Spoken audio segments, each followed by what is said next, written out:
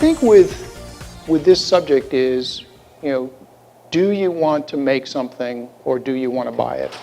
And what are the decision criteria that are involved in doing that? And the truth is, there's no magic formula. I mean, to use an old phrase by Kenny Rogers, every hand's a winner and every hand's a loser. You're going to find some people that have made a decision to make a serious commitment to making stuff, and there's other people that will have avoided that and said, no, I'm going to buy it. It's easier. There's less commitment. There's less ongoing responsibility. Everybody is different, everybody in this room. And for those of you that identify people that were born into the same parents, have siblings, raised in the same household, in the same environment, each person will be different. You'll have different experiences, you'll have different knowledge, you'll have different skills.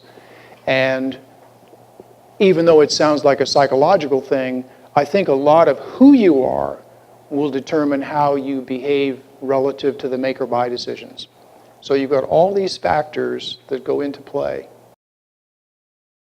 Knowing your numbers. I mean, we talk about margins, what's it costing you and so on. I mean, this is important stuff. One of the things I find in talking to people is that a lot of times they don't really have a good handle on what their numbers are. And just by this discussion today, whether it's making a make or buy decision or what are your monthly numbers in terms of orders, expenses, labor, you got to pay attention to that stuff.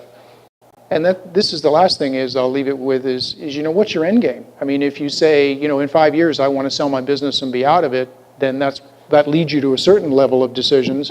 If you say, I'm building this thing as a legacy to hand down to somebody else or to sell to the employees, that's another factor. So what's your end game?